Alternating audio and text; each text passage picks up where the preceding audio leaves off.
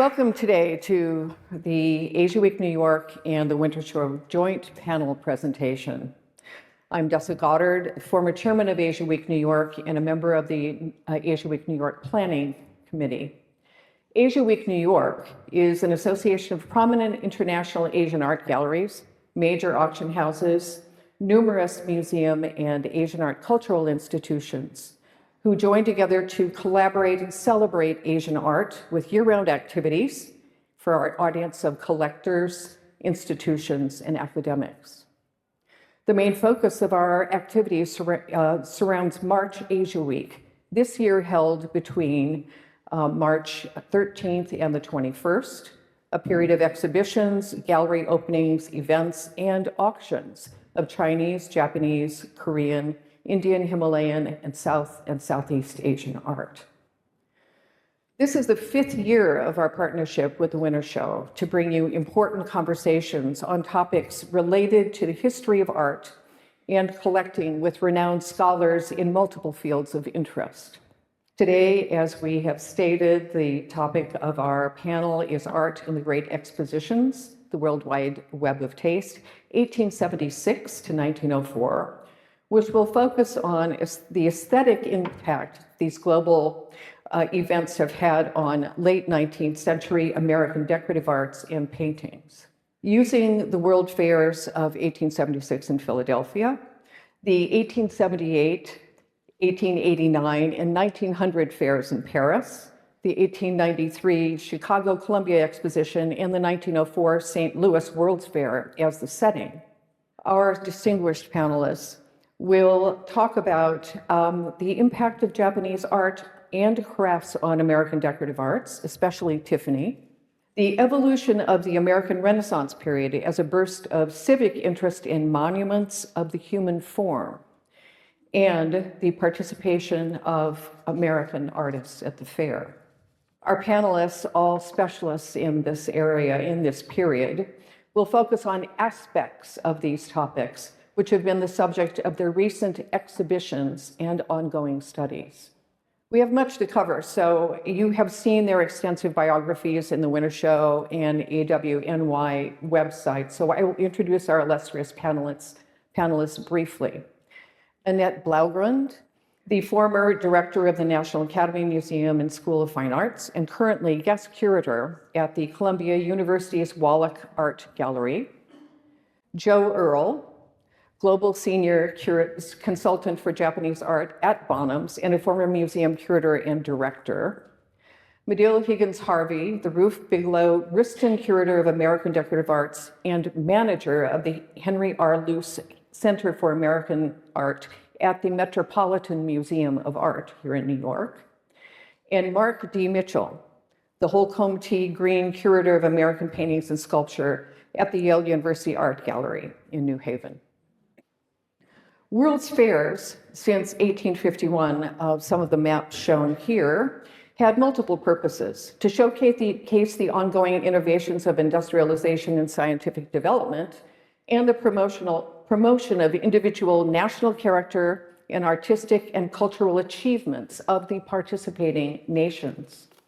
From the credited first of the international expositions, hosted by Prince Albert and Robert Cole in 1851, the Crystal Palace exhibition, the 1862 International Exposition in London, both with 6 million attendees. There were subsequently 5 international expositions hosted in Paris, or hosted by Paris and France. Here we have the Exposition Universelle in 1855 with 5 million attendees. The Exposition Universelle in 1867, and the Exposition Universelle of 1878, which attracted more than 13 million people, to the spectacular 1889 exposition, which drew over twice the 1878 attendees, and in which the 889-foot tall Eiffel Tower was unveiled as the architectural centerpiece of the fair. To the 1900 exposition, which brought 51 million people to Paris to attend the 6-month-long exhibition, the first time that the Olympic Games were combined with a World's Fair. It was the Great Expositions of the late 19th century that provided the spark for collecting in the young country of America.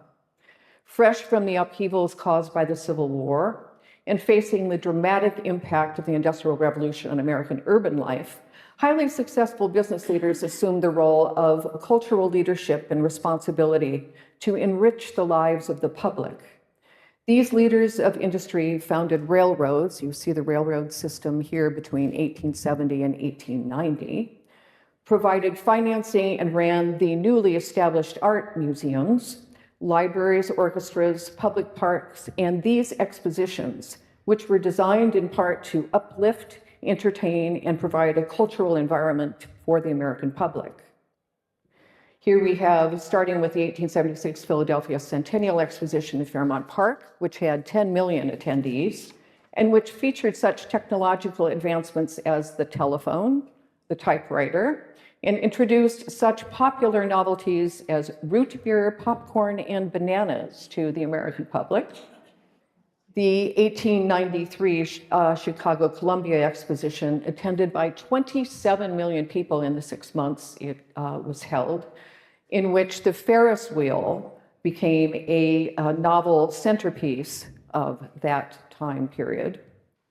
The 1991 Exposition in Buffalo, with 8 million attendees, and the 1904 St. Louis, Louisiana Purchase Exposition, which had 19.7 million attendees in the 6 months it was held, where the new inventions were private automobiles, or the new showcased inventions were the private automobile, the X-ray machine, and to the public, things like ice cream cones, hot dogs, iced tea, and cotton candy. It was the Philadelphia Centennial Exposition and the 1893 Columbia Exposition that introduced America on a wide scale to the arts of Japan and China.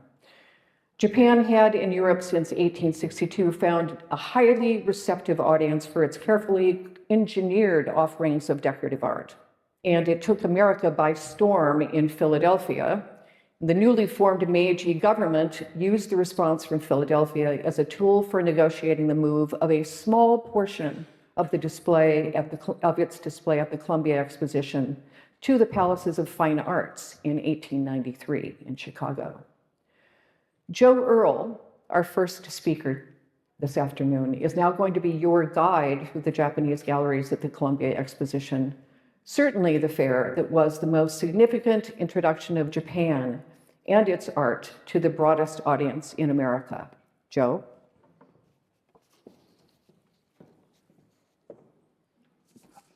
So Japan made a small appearance in 1862 in London, as we've heard, but its really active participation in the worldwide web of taste got going with the Paris Exposition of 1867.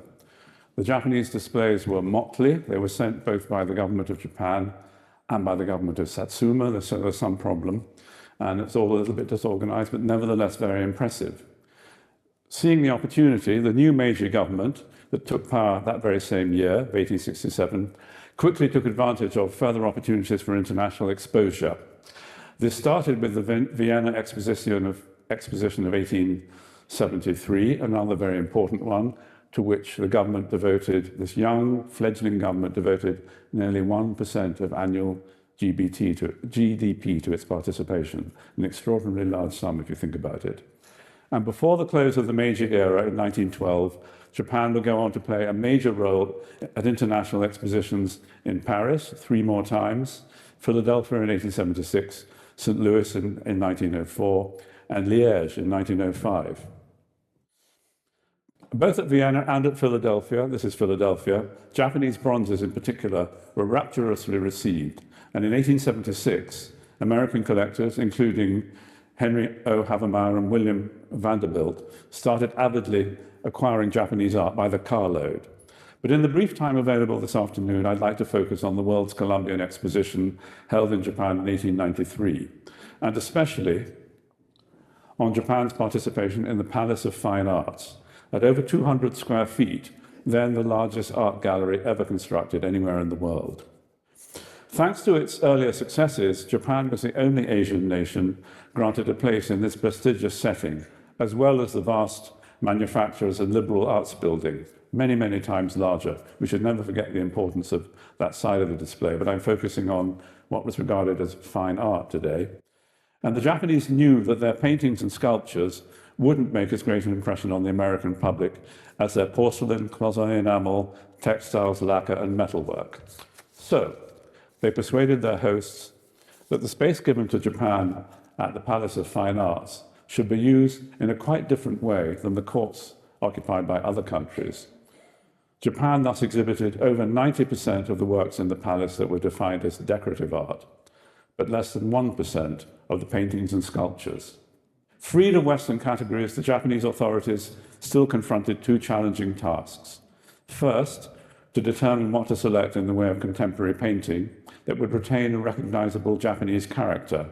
And second, and more important, in terms of number and commercial potential, to decide what types of, quote, art craft, quote, unquote, to use one of the many terms used for that area of art at the day, which things would best stack up against the great canvases and sculptures of leading American and European artists.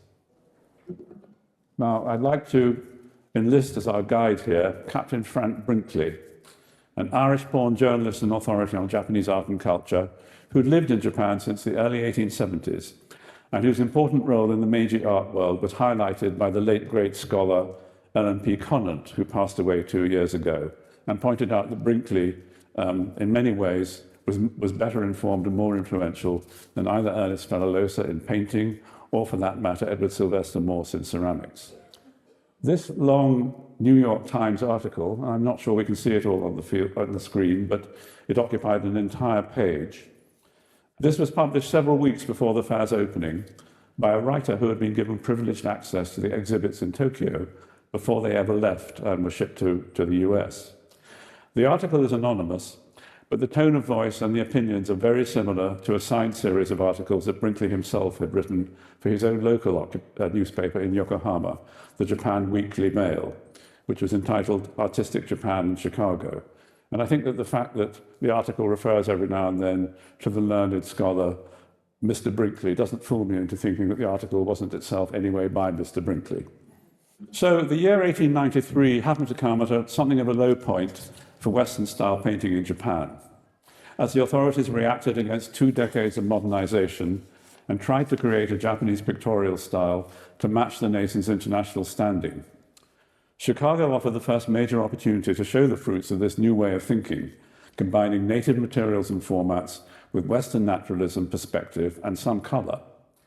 Our presumed writer Brinkley gave short shrift to this painting by Hashimoto Gaho, a traditionally trained painting experimenting here with perspective and realistic portrayal of light, shadow, and mass. He wrote, "His representation of a Japanese landscape, adorned with many of the graces for which he is famous, is disfigured by blemishes which a European colorist of commonplace acquirements would instinctively avoid." Watanabe Seitei's painting of chickens in the snow fared much better. I quote again, "A happy exception to the laboured attempts at demonstrating a familiarity with European forms, and illustrates the real power of the Japanese in their own peculiar province." A wonderful combination of praise and condescension that runs through all writing about Japanese art throughout the Meiji era. Similarly, Imao Keinen's Eagle and Monkey was praised for its truthfulness and feeling for nature, but the same artist's painting of carp, displayed very near the entrance to the Japanese section of the art palace, was castigated as much too large for the idea it seeks to embody, besides being liable to the charge of illegitimate trickery and effects of color. Not nearly as impactful at Chicago as the pieces that we'll look at next. The Times article devotes 6 times as many column inches to other media compared to paintings, lavishing praise not only on the works themselves, but also on the selector's, I quote again, "determination to include no objects that could not stand the test of the most rigorous critical scrutiny." Countering a recent, quote, "greedy eagerness to satisfy the demands of foreign trade," the selection of porcelain included outstanding examples of a new trend toward emulation of classic Chinese prototypes, as here by Seifu Yohei, as well as this work by Miyagawa Kozan, a great favorite with collectors today. Brinkley, we think it's Brinkley, wrote, "It will require a cultivated eye to detect all the qualities of the yellow one, which shows evidence of a skill rarely acquired by even the masters of the art." Now, to make up for the lack of large-scale frame paintings in the Western manner, Japanese textile artists, metalworkers, lacquerers, and enamelers were encouraged to adapt their techniques to pictorial format. The best-known fruit of this effort, still in Chicago's Field Museum of Natural History, is a tapestry by Kawashima Jinbei, measuring no less than 22 by 12 feet, of which our writer states that, "I have little hesitation in saying that it will throw into the background the finest Gobelin in existence. Those familiar with the pomp and splendor of the Great Nikko Festival, depicted here, will readily understand the magnitude of Kawashima's unique undertaking." As for metalwork, the New York Times writer wondered whether the higher award of praise will be conferred on the textile products of Japan or the superb examples of various styles of metalwork. Deprived of samurai patronage, after the custom of wearing two swords was abolished by government edict in 1876, Japan's decorative metalworkers, many of them based in Mito, north of Tokyo, had swiftly transferred their skills and indeed their residence to new skills and products in the capital city, and were especially adept at producing essentially pictorial works. Examples at Chicago included this panel by Kano Natsuo, of which the Times writes, "No completer or more characteristic piece of elaborate metal decoration has been wrought by Japanese hands." Natsuo's panel was executed in gold, silver, and the dark black, blue-black copper gold alloy known as shakudo. But a more sculptural bronze by Okazaki Sessei also caught our writer's attention. A mythical figure design, the goddess Benten playing on a musical instrument, which, though much admired here, and he means, of course, in Tokyo where the article was written, will probably be less esteemed abroad. But the example of metalwork most praised by the Times was a group of 12 hawks, each one of them based on a real individual bird, by Suzuki Chokichi, better known earlier in the Meiji era for his magnificent bronze incense burners and other large items. The Times wrote, "The strength, the vivacity of expression, the vital animation of these spirited creatures are portrayed with a vivid reality which only an artist of extraordinary endowments could impart to cold and lifeless metals." Once thought lost, these masterpieces are now in the collection of the National Museum of Modern Art in Tokyo. Carving, whether in ivory or wood, was another of those fields where both the Times writer and Brinkley, in his signed articles published in Japan, considered that the, I quote, "excessive and unwholesome demands of trade had encouraged artisans to forsake their once cherished ideals. Nevertheless, as with porcelain, he was ready to admit that things were turning for the better, praising this figure of a monkey. Fierce excitement and the rage of disappointment are admirably depicted in this great ape's attitude and malicious face." Moving on to lacquer, already in 1883, the French art critic Louis Gans had famously asserted that Japanese lacquer objects are the most perfect works of art that have ever issued from the hands of man. And the Times writer, while as usual still regretting a recent period of decline, considered that, I quote again, "the return to the first and best principles has been more thorough in lacquer than in the case of any of the manufacturers which temporarily yield to the commercial infection." This box by Kawanabe Icho was among the items he figured out for special praise. But more important, because it hadn't previously attracted much attention, was the commentary on the new art of cloisonné enameling, which had really more or less only started about half a century before and reached incredible levels of accomplishment by the end of the 19th century. While highlighting the achievements of Namikawa Yasuyuki, seen here, never shy of showing off his superior knowledge, the Times writer went on to praise an unrelated artist, Namikawa Yasuyuki of Tokyo, another favorite with collectors at the present day, our present day. But he deplored the fact that Yasuyuki was represented not by one of his magnificent vases or pairs of vases, but by this panel, depicting Mount Fuji, in which he wrote, "Little of Sosuke's truly extraordinary power is discernible. It is a veritable misfortune that he should have missed his mark on an occasion so important to himself and to the growing reputation of his country. History, however, has judged otherwise, and this panel is one of a handful of works from Chicago, 4 of them included in the presentation you've just seen, to have earned the official designation of Juyo Bunkazai, important cultural property in recent decades in Japan. Well, Brinkley, of course, was a specialist. The overall popular impact of Japan's participation in this great American event, particularly the Art Palace, but also the Palace of Manufactures, is perhaps best summed up in the following words from one of the many official guides to the fair. In the not very distant day, when we shall receive envoys from the inhabitants of Mars. That's a rather contemporary moment for it, isn't it? We're going to go there, apparently, but anyway. Visits from Mars were considered almost a near future possibility at the time. In those days, when we receive visitors from the inhabitants of Mars to our own international expositions, these exhibits will probably not differ very much from our own than do some of the Empire of Japan in the present Chicago show. The European or American who enters these galleries recognizes at once a new order of things and a new world, an air of having come from somewhere beyond the stars. Through careful management of the displays, the Japanese authorities succeeded triumphantly in their aim of presenting their country as a repository of a culture that was distinct from that of the West, but lost nothing when its art was shown alongside contemporary masterpieces from Europe and the United States.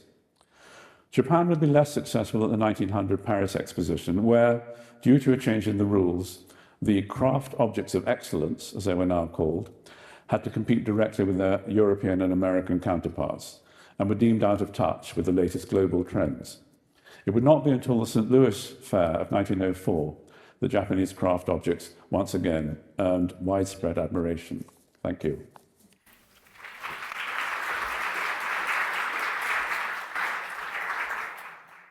I'm now going to introduce Medill, who will speak about among other things, about the influence not just of Japanese art and design, but that of many other Asian cultures on American taste in the late 19th century. Medill. The import and impact of the Great Expositions on American art and industry truly cannot be overstated, and Tiffany & Co.'s engagement with the fairs offers a fascinating case study. Looking at some of the works Tiffany displayed at the World's Fair, their reception, and the sources of inspiration that informed their design and creation speaks volumes about the worldwide web of taste the exhibitions fostered. My recent exhibition, Collecting Inspiration, Edward C. Moore at Tiffany & Co., explored Tiffany silver designed under Moore's direction during the second half of the 19th century in dialogue with works of art he collected from diverse moments in time and geographies. Here you see a selection of Tiffany silver produced during Moore's tenure. This was a period of unprecedented originality and innovation at Tiffany, and the World's Fairs were central to the firm's creative trajectory and commercial success. Edward Moore traveled regularly to London and Paris and attended the Great Expositions in both Europe and the United States. He carefully studied the artistic techniques, manufacturing processes, and aesthetic sensibilities on display at the fairs. And what he saw prompted a drive to create silver unlike any he or his staff had seen before. Silver distinguished by technical virtuosity and ambitious creativity. Here are just a few of the thousands of objects Moore collected. Moore and his team were fascinated by the colors, textures, patterns, and shapes found in works of art from East and West Asia, as well as the classical world and modern Europe. Moore was committed to investing silver with color and tonal effects found in objects like those on the screen. Refusing to be fettered by the traditionally monochromatic limits of his medium, before diving into the 1876 Philadelphia Centennial Exposition, it's worth mentioning that the Paris Exposition Universelle in 1867 was notable for the exposure to displays from Japan, China, the Ottoman Empire, Tunisia, Egypt, and Morocco that it provided Moore and all of the other fairgoers, but also because it was Tiffany & Co.'s debut on the international stage. Its display, which was awarded the bronze medal, featured predominantly Neo-Grec and classical style silver, but also included some quote-unquote Mooresque silver, among which was this tea set or another just like it.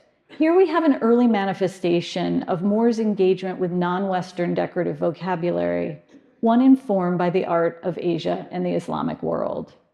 The 1876 Philadelphia World's Fair was a watershed event for both Moore and Tiffany, and had a transformative influence on American art and taste. For many in the US, the fair provided their first exposure to the arts of Japan.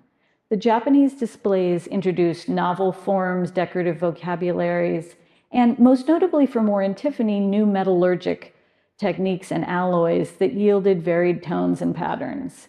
They sparked a mania for Japanese goods and wares in Japanese-inspired taste. The fair featured more than 200 major structures, including Japanese, Syrian, Tunisian, and Turkish bazaars, and a quote-unquote Moorish villa, and displays from China, Egypt, Brazil, and numerous European countries. And here we're looking at a photograph of Egypt's display on the left and an image of some of the Turkish works exhibited on the right. Moore owned objects that resembled many shown in all of these displays, and Tiffany's silver reveals creative engagement with the aesthetic sensibilities and artistic techniques manifest in the diverse exhibits. At the Philadelphia Fair, Tiffany presented a lavish display and won numerous awards. They exhibited silver, jewelry, and fancy goods, and accounts of the fair particularly noted the stylistic diversity of Tiffany's silver. This photo of selections from their display offers a tantalizing hint of the variety and grandeur of their exhibit. And here we see creative takes on classical, Indian, Asian, and Native American sources. At the fair, Tiffany introduced, with much fanfare and laudatory press, works they identified as quote-unquote chromatically decorated silver, a technique they proudly described as entirely new.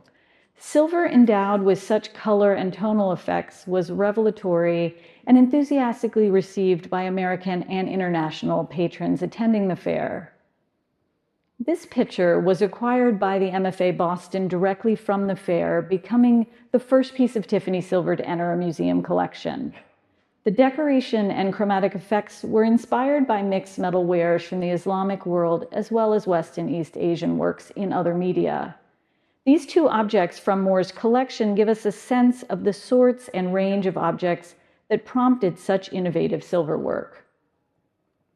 This tea set exemplifies the results of Tiffany's tireless experimentation and technical virtuosity. Here, silver, copper, and yellow are combined, a complex undertaking because copper and yellow destroy each other when exposed to heat. Thus, the design had to incorporate thin areas of silver to ensure the copper and yellow never touched. These Iranian works from Moore's collection again reveal that inspiration is drawn from works of varied media, dates, and cultures, fully embodying the spirit of cultural, intellectual, and commercial exchange that define the world's fairs.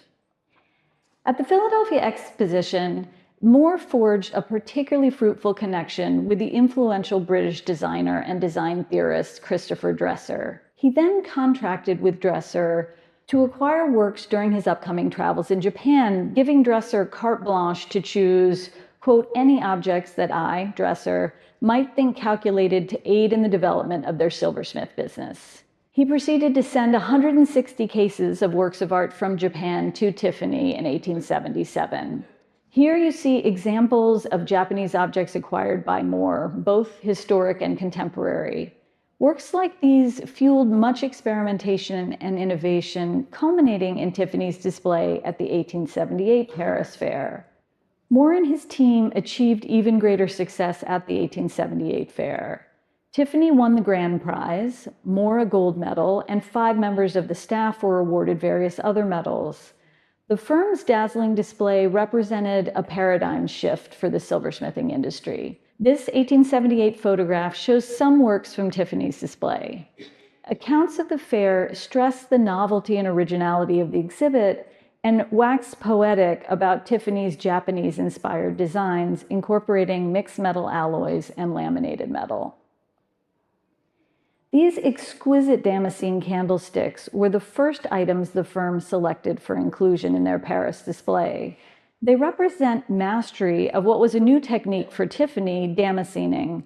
Without exposure to works like this Iranian helmet from Moore's collection, these candlesticks wouldn't have come into being.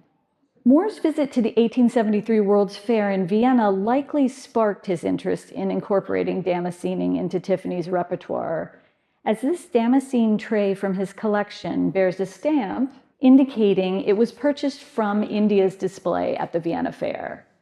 This is just one small example of the profound impact the World's Fairs had on aesthetic sensibilities, artistic techniques, and taste for not only Moore and his staff, but also consumers throughout the United States and the world. Tiffany's silver ornamented in the Japanese style became the star of the show. This 20¼ inch high vase was the centerpiece of their display. Called the conglomerate vase because it combined or conglomerated all of the various mixed metal alloys, it asserted to the world that Tiffany had mastered Japanese metalworking techniques. Indeed, press and the public alike were enraptured. One critic wrote that Tiffany had created, quote, a new order of production. Interestingly, similar language to that we recently heard from Joe. Among the many prominent patrons who acquired Tiffany's Japanesque wares was the Japanese commissioner at the fair, who sent numerous Tiffany silver works home to Japan as models of superior art. Japan's interest was a function of both wanting to understand how Tiffany had managed to so successfully replicate Japanese techniques and wanting craftspeople in Japan to gain insights into Western taste so that they could produce wares that would appeal to Western consumers. Thus, inspiration fueled by these World's Fairs is multidirectional. Here is the vase surrounded by Japanese objects from Moore's collection, and I find it fascinating to see that the colors, textures, and decorative vocabulary found in Japanese art of varied media all informed its design and execution. Tiffany also participated in the Paris Exposition of 1889 with what was described as the most elaborate booth in the exhibition. While Japanese-inspired silver remained a central feature of their production, it was their so-called Saracenic silver, much of which featured colorful enamel decoration inspired by Persian enameled glass and ceramics, that stole the show. The press particularly singled out Tiffany's mastery of opaque enamels in both their silverwares and jewelry. Following the fair, the American public had the opportunity to view Tiffany's award-winning wares at its Union Square store. So now to 1893. Tiffany mounted a grand and much heralded display on home soil at the Columbian World's Fair in Chicago. All of the inventive designs and technical innovations the firm had achieved in the preceding decades laid the foundation for Tiffany's stunning exhibition in Chicago. Damascening was taken to new heights with the Viking Punch Bowl, referencing the Viking voyage to North America as an antecedent of Columbus's 1492 voyage, which the fair celebrated. So here, Celtic and Scandinavian motifs are realized with techniques inspired by works from the Islamic world, all of which came to Moore's and the public's attention in very large part through World's Fairs. The virtuosic control of enamel and the subtle tonal shifts that Tiffany exhibited to acclaim at the preceding fair in Paris were further perfected in works like this revolver, a joint venture between Tiffany and Smith & Wesson that was shown at the Chicago Fair. This magnificent example of Tiffany enameling was acquired by the Chicago Railroad magnate General Joseph T. Torrance and would have signaled Torrance's sophistication and progressive, refined taste. I'll conclude my discussion with Tiffany's Magnolia vase. This technical and artistic marvel described by period press as a triumph, was the culmination of years of focused work and experimentation. Not content with having mastered enameling, Moore wanted to naturalistically render the velvety texture of magnolia blossoms. This required finding a way to produce enamels with a matte finish. Not only was the soft matte finish of the enamel an unprecedented accomplishment, but the technical virtuosity required to get enamels to adhere to the undulating silver surface is something silversmiths and enamelists still can't fully explain today.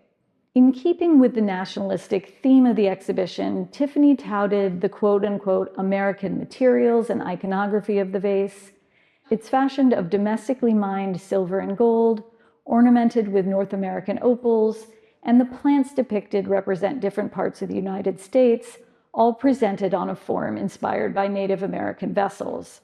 The World's Fair provided a stage on which Tiffany could assert itself as the nation's preeminent silversmithing firm.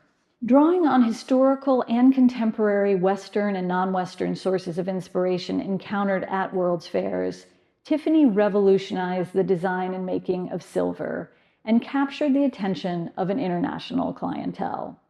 Moore and his team at Tiffany understood the promotional and marketing power of the fairs and strategically used the displays and the attendant press to enhance the firm's reputation and increase demand for its silver.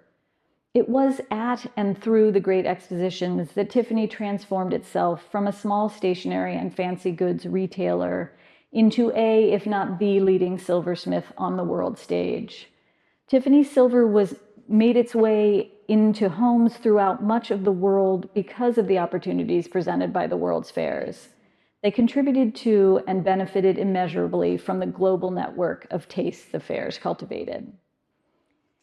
So with that, as Joe and I have discussed, this age of great international expositions introduced fresh ideas and fostered cross-cultural creative exchange. I'm now pleased to turn over the microphone to Mark Mitchell, who will shift our attention to the fine arts and how the human figure gained prominence, even ubiquity, in America, both at the fairs and life more broadly.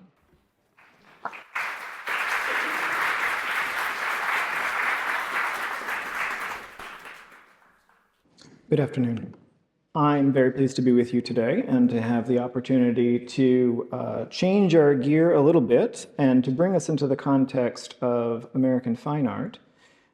This is a talk that develops from an exhibition that we just recently closed at the Yale University Art Gallery on the prominence of the human figure in American art of this almost identical period to the era covered in this panel. And so it's an opportunity for us to think about not just the ways in which influences arrived in the United States and helped these artists to expand their sphere of influence, but also how American artists sought to join a wider climate of art and taste across the globe.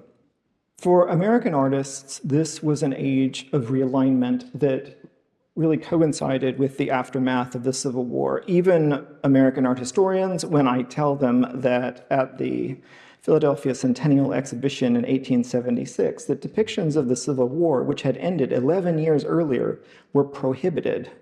There is surprise and sort of real kind of awareness that that presence of that history remained very firmly fixed in the American imagination, even a decade later.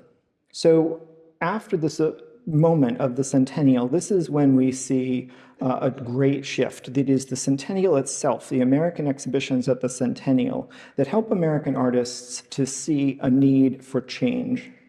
That the National School, predominantly a school of landscape painting that had been dominant in American practice up to the centennial and that was featured at the centennial, really was now out of step with the taste for art in this country thereafter. So it was the centennial that was the pivot. Interestingly, and I've picked an object to start us with that will be familiar to all of you, but it is one that also creates a sense of context for this whole shift in American taste.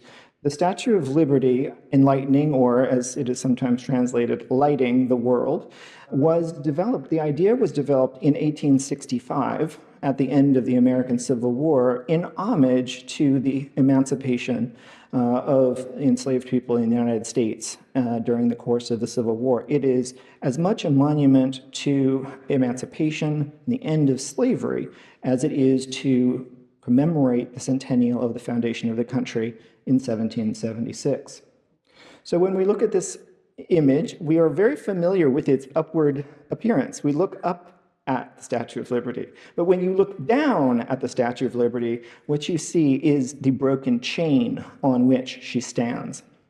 This is a depiction specifically of the breaking of the bonds of slavery that have been defining American history up to that point.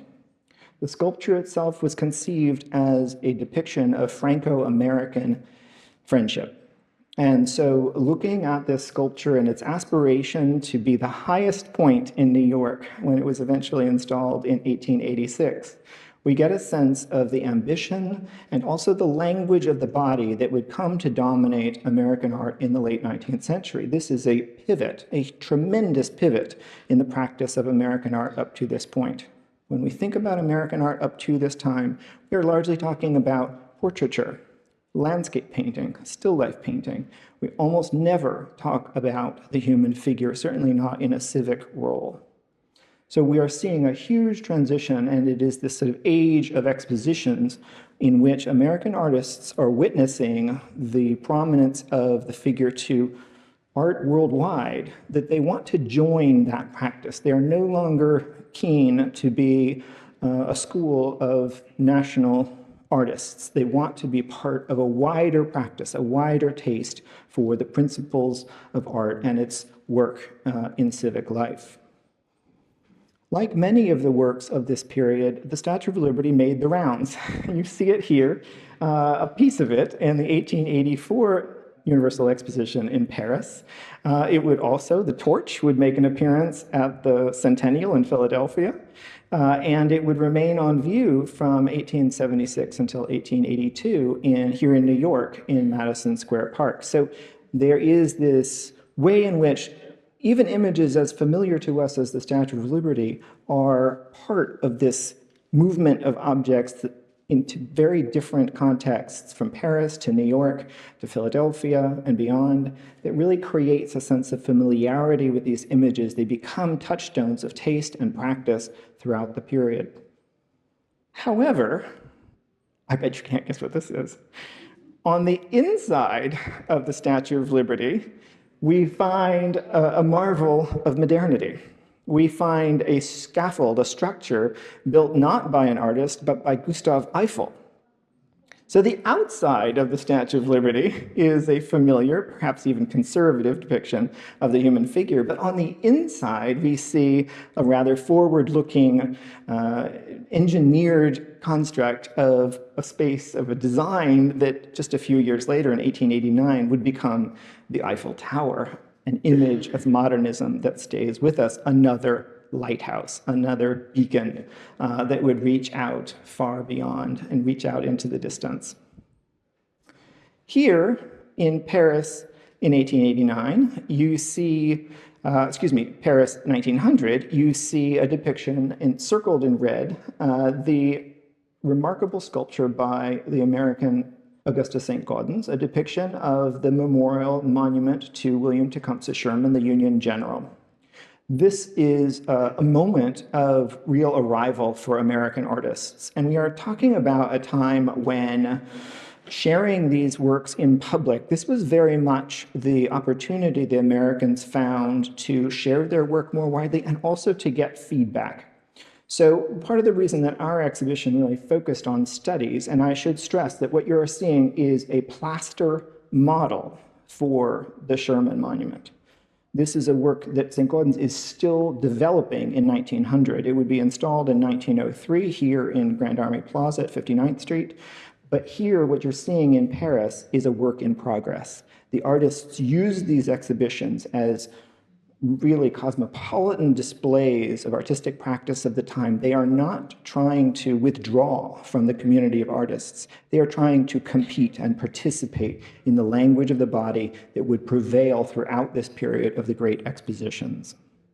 Remarkably, this would not only be a kind of turning point of St. Gaudens' career, it would catapult him to prominence not just as the leading American sculptor of his time, but a leading sculptor of his time. The Sherman Monument was hailed at the Paris Exposition as one of the finest works of sculpture of its time. So you see American artists not just trying to participate and gain prominence. You see them here in the middle. This is the Grand Palais. We still know it as an exhibition hall today. And you can see in this vast space, the Sherman Monument standing proud directly in the middle, not in a sort of a national booth, not in a corner, but right in the middle of this vast display of sculptural ambition. Over time, the artists like St. Gaudens and many others would continue to develop their ideas for individual works and individual figures. And sculpture is especially embracing of this practice. When we look at the sculptures of this period, we see artists developing their ideas, even when it's a commission. St. Gaudens continued to develop the figure of this woman who is known as Victory Peace in St. Gaudens's accounts of the work. This figure he would continue to develop over time and want to create as a freestanding figure separate from the monument of Sherman. You can see how individual ideas, individual forms continue to inspire these artists through time. One of the things that's so special about that is the way in which St. Gaudens and American artists in particular really cherished the presence and enduring contribution of individual models to their work. And this is something that recent scholarship has really helped to foreground in our appreciation of the human figure as a motif in American art of this time. Here you see the figure of Hetty Anderson, this young woman who in the 1890s would become one of St. Gaudens's primary models and was the primary model for the figure of Victory. She was a Black woman from Columbia, South Carolina, who moved to New York to explore a career in art. She became a prominent model and was able to contribute to many of the finest works of this period, both by St. Gaudens, Daniel Chester French, and many others. That sense of connection and relationship, St. Gaudens called her his favorite model, the most important one. He gave her his first study for the figure of Victory and actually cast it in bronze for her so that she could preserve it and remember her contribution to that figure. That sense of individual models, their relationship to the subject, I need not tell you that having the figure of Victory in the American Civil War be manifested in the figure of a Black woman is of particular significance. But it is quite remarkable that it went unrecognized until about the turn of the 21st century. Research has really helped us to understand more about how these works have become part of our consciousness and how compelling they remain to us even today. Here you see a drawing by Walter Sherlaw, The Telephone and the Ticker. This is a study for his mural for the World's Columbian Exposition in 1893, a ceiling for the Manufacturers Building called The Uses of Electricity. Everyone, especially critics, talked about the figure of this young woman specifically as the type of a factory girl, that she is not the kind of dainty, winsome figure of a kind of idealized representation of youthful female beauty, but instead a sturdy young woman whose body has been defined by labor, by work. You see resounding musculature, you see the kind of forthrightness, the confidence, the stride, the energy. But you also see the ticker tape wrapped around her. You see the phone pressed to her ear. This is a young woman who has a device that she can use to call anyone anywhere on the world and also get real-time stock information simultaneously. So you can imagine that here we are in 1893. This technology is looking forward to a different age than the one in which Walter Sherlaw found himself, and with remarkable insight looked ahead not just to the sort of future of his own time, but to ours. That sense of connection to the sort of changing types of bodies of the time, to the modernity of the body, is very much a part of what made Americans' embrace of the figure in this period so unique, and also part of the wider practice of the human figure as a motif in art more broadly during this period. So it is striking to me to have the opportunity to look into these drawings and see the artists conceptualizing their ideas and communicating them so effectively. With that, I'd like to turn the microphone over to my colleague, Annette Blaugrund, who will tell us a little bit more about the wider context of American art at the expositions. Thank you.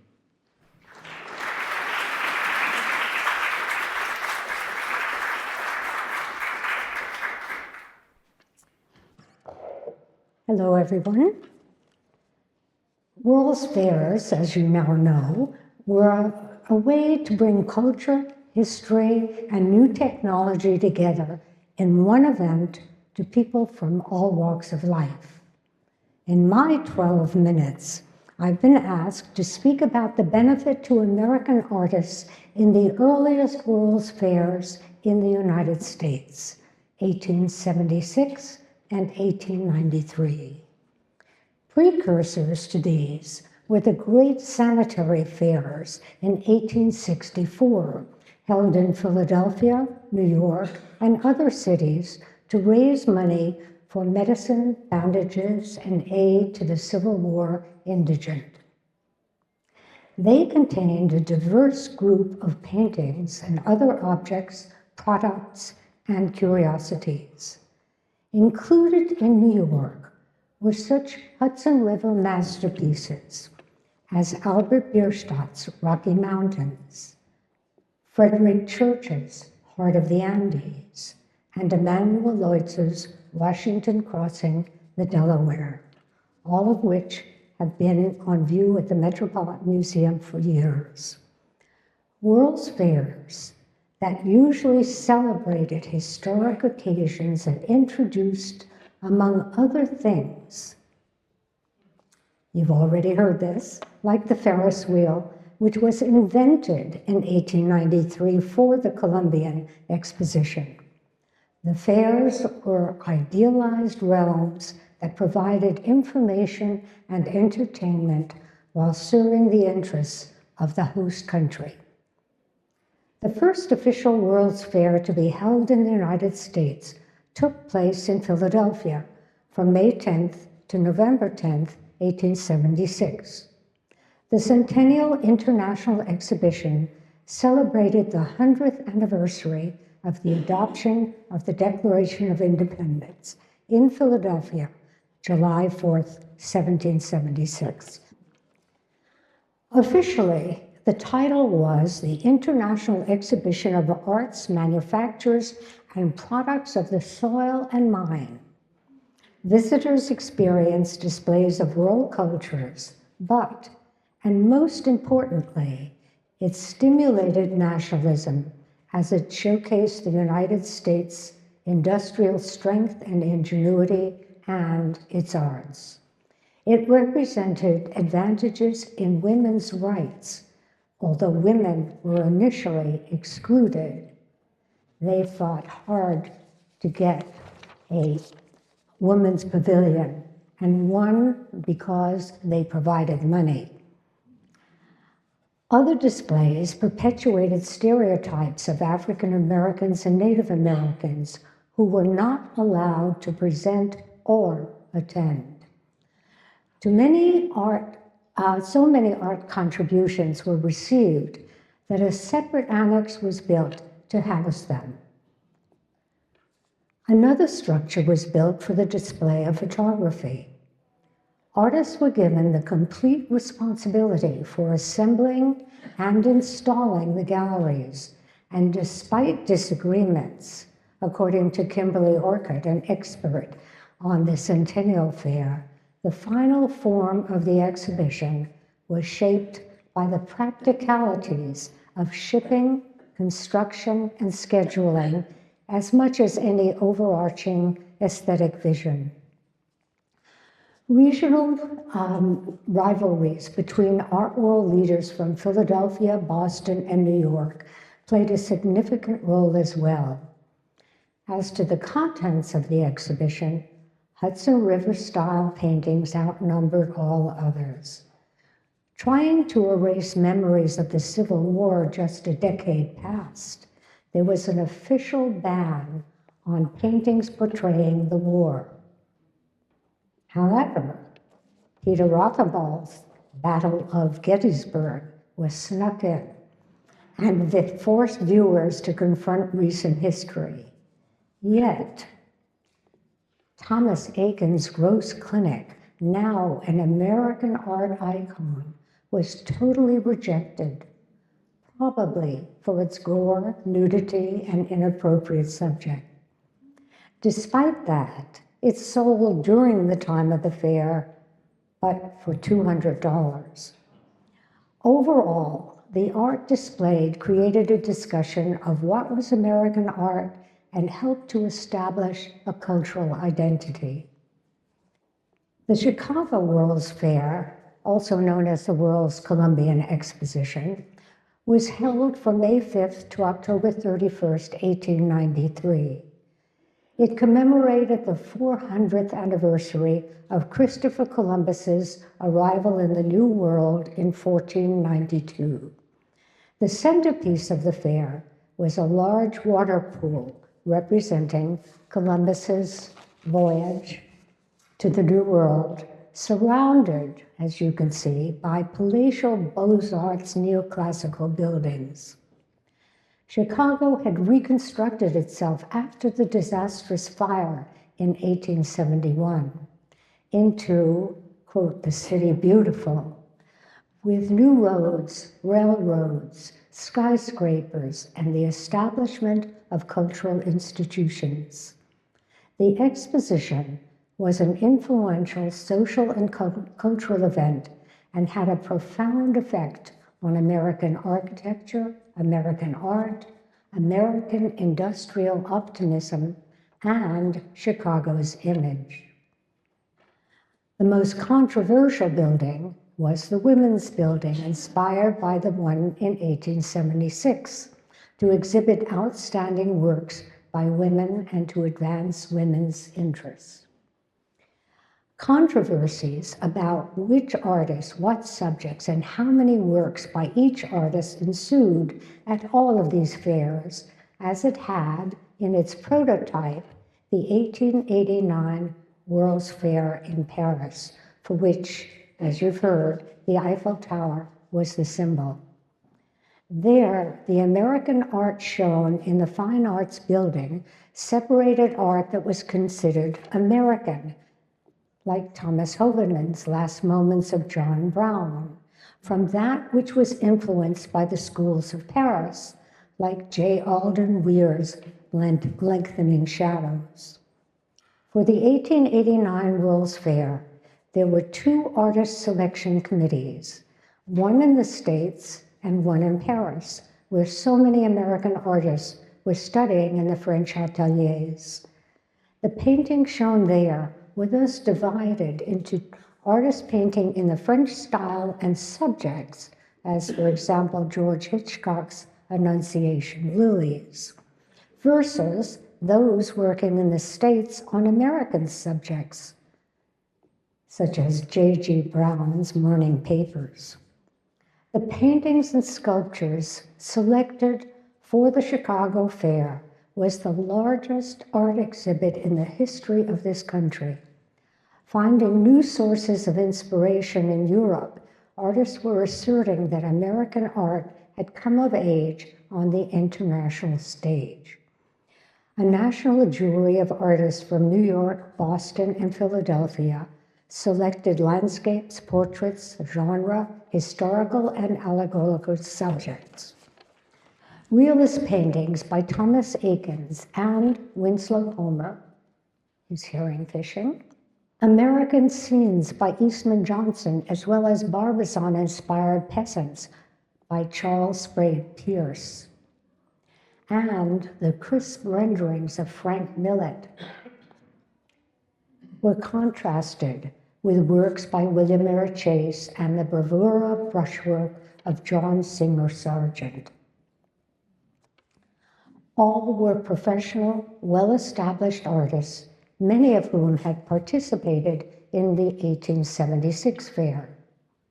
Homer and George Inness were singled out as the most American, and Whistler and Sargent were the most talked about. This fair achieved the goal of showing the accomplishments of American artists since 1876. So you see, World's Fairs served as a vital platform for artists to advance their careers and engage in a broader cultural context. First, they provided artists with opportunities to sell their work directly to attendees, which afforded them financial support and increased demand for their art. For example, Whistler, William Merritt Chase, and John Singer Sargent were then asked to send their paintings on to the Pennsylvania Academy for an exhibition there. This led to Whistler's arrangement in black portrait of Lady Archibald Campbell being bought for the Philadelphia Museum of Art in 1895, the first Whistler painting to enter an American museum. Second, fairs allowed artists to network with potential patrons, gallery owners, and fellow artists, which could lead to future opportunities for American and foreign artists alike.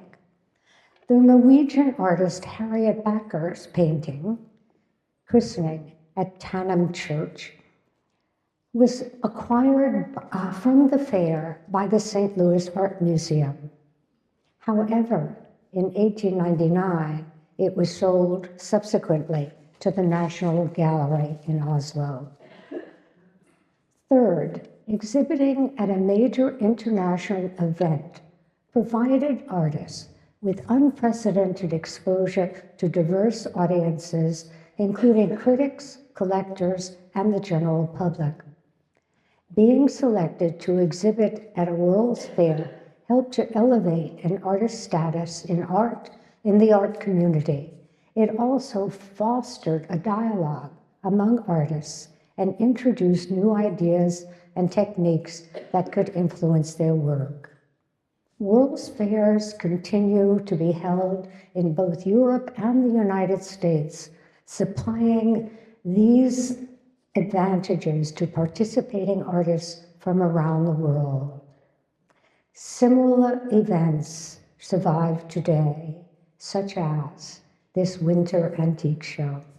Thank you.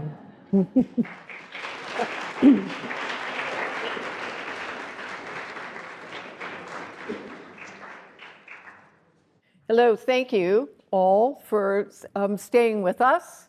We've only scratched the surface of all of the aspects of what these World's Fairs brought to the sensibilities of the American public and worldwide. That's why we call it just part of the World Wide Web of taste. But I wanted to ask the panel, the exposure to the art in these expositions, the Hall of Manufacturers and the Palaces of Fine Arts, was just a microcosm of what was being acquired on a private level by the great early collectors of the day. Can each of you talk briefly about a difference between the public face of art that was represented at the fairs and the private channels of collecting and patronage which were actually going on outside of these venues? Well, when you're thinking about Tiffany, I'm not sure there's a lot of difference. I mean, people are shopping at different levels. The kinds of things that they're selling and featuring at the fairs are not their normal sort of merchandise, and they're often really loss leaders because of the publicity that they can generate. But they did bring certain kinds of patrons, and the ones who bought over and over again. Things like the Magnolia vase were bought by a woman collector who went on to buy other things, many of which she ended up giving to the museum, the Metropolitan Museum, not long thereafter. And if I think about it in terms of someone like Moore and his collecting, you're right, it's a very small part of the entire story. The exposure I think that these fairs provide sparks interest that then finds outlet through an incredibly rich array of dealers, people who are traveling to different parts of the world and providing things for collectors to acquire. So when I look at him and Havemeyer and some of those collectors, it is in a way just the sort of tip of the iceberg, and that the network of dealers, a lot of the material Moore collected really wasn't available in New York. He was collecting in London and Paris. And so this kind of international marketplace for goods and for collectors to sort of begin to build these extraordinary collections is depending upon a whole host of, if that's responsive. I would love to go next because I would like to sort of respond to that, because in the fine arts, especially for artists who work for public commissions, the opposite is true, which is to say that these fairs and then the commissions that they got as a result of these fairs where their work was exhibited on display, you could see these vast murals that they contributed, usually on very accelerated timelines, became the foundation of their reputations. And they were able to get $10,000, $25,000 commissions for large-scale public commissions for courthouses, libraries, universities, train stations, the occasional armory, and they were able to sort of build whole careers based on the fairs. That was the kind of opportunity that then led to more and more of this work, and very well compensated. These are individuals, often working in geographically disparate places, trying to create large-scale works, and they often worked in very close-knit communities at the fairs themselves. So that's where their references came from, was from their peers and from the people who commissioned them for the fairs themselves. I'd like to add another aspect. Not all the art was for sale. Often, collectors would lend their pieces to the fairs. So they wanted to show American art at its best, and if they happened to own one, they lent it to be shown. It's worth mentioning, Tiffany borrowed quite a lot of silver that people had already acquired, or yachting trophies that had already been presented. So it's same sort of hybrid presentations are happening there too. When it comes to the Chicago exhibition, it's very important to remember, in the case of Japanese art, to keep in mind this very sharp distinction between the Palace of Fine Arts, quite a small display, very, very well documented, and the Hall of Manufacturers and Liberal Arts, absolutely vast, a high turnover. Things that were shown there didn't stay there all the time. As things were sold, new ones were brought in, and there's also some evidence of pieces moving between the Palace of Fine Arts and into the Hall of Liberal Manufacturers, 20 times its size. So as far as the Japanese government was concerned with the Japanese fine arts, they were not really there for sale. And all the pieces you saw in my presentation, with the exception of the huge tapestry in the Chicago Field Museum, went back to Japan, and all but one of them are in Tokyo National Museum to this day. So tracing the influence of somewhere like Chicago on American collecting is more difficult, because we don't have a lot of documentation about what was in the Hall of Manufacturers. We have some photographs, and believe me, the displays are absolutely rammed with things of every size, from 10 feet high down to as little as this, and you see crowds of people going through, and everything's for sale. Somebody like Namikawa Yasuyuki, whose pair of vases we saw just at the end of my presentation, he didn't actually need any of this. He had created in Kyoto a fantastic, quote, authentic, unquote, experience for globetrotters, many of them American, to enjoy. You go in a certain way, and if you read the globetrotting books that were published when these people came back to London or New York in the 1890s, each one of them gives an account of their Namikawa experience, and it's all the same, and it's all a very, very sharp, clever marketing operation. So those things are being sold in Japan. But speaking to my own experience with the really great collections in the United States, in Boston in particular, of course, 90% of what had been purchased up to, say, 1920 had been bought in Japan. Fenellosa collected, William Sturgis Bigelow collected enormously in Japan. Before, he'd been in Paris for a little while and acquired a little bit of this and a little bit of that, but nothing important. Edward Sylvester Morse's collection, of course, was formed in Japan with the specific purpose of creating a display that would show the whole history of Japanese ceramics in the light of our contemporary knowledge, not enormously successfully, but still very interesting. And Fenellosa himself and Okakura Kakuzo were actively buying masterpieces of early Buddhist art and things like that, but never went anywhere near the big expositions, and they were buying them and they were going directly to collectors in New England and often eventually into the Museum of Fine Arts. So there's a very mixed picture. And remember that the Museum of Fine Arts opened its home in 1876 on Copley Square. And so that is, I mean, this is the Philadelphia Museum of Art is founded at the centennial. The Boston Museum opens their building the same year. So it is quite a generative moment from many different aspects. I would like to turn to the audience, and I'm sure some of you have questions, and I'd like to open it up to any questions that you may have. Yes, in the back? When and why did World Fairs stop? They didn't. They didn't. No, they didn't. They're still going on, actually. They've changed their character. And some of them have evolved into the Olympic Games, as we see, which started from Athens, Greece in 1900. But they're still going on. We're just focusing on the important American founding of the World Fairs in the United States.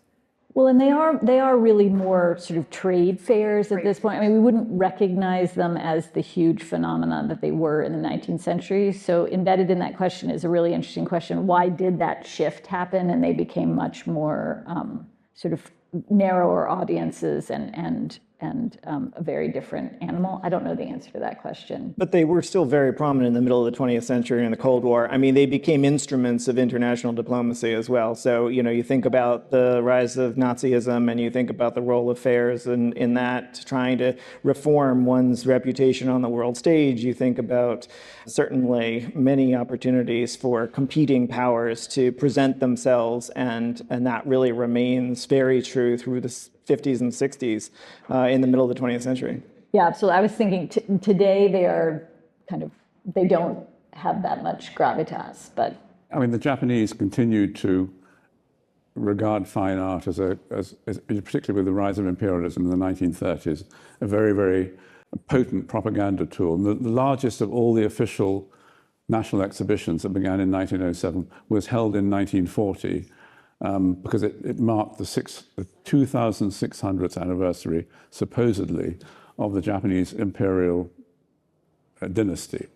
So that was obviously it was a very nice that they needed an exhibition in 1940, and they had the nice anniversary to make it work. But it's on a larger scale than anything ever attempted between 1907 and the present day. And I just wanted to say, if you take the cab from JFK over to Manhattan, you'll see along the way the remnants of is it the 1964 World's Fair here, and there are a few bits and pieces still hanging on in there. Other questions?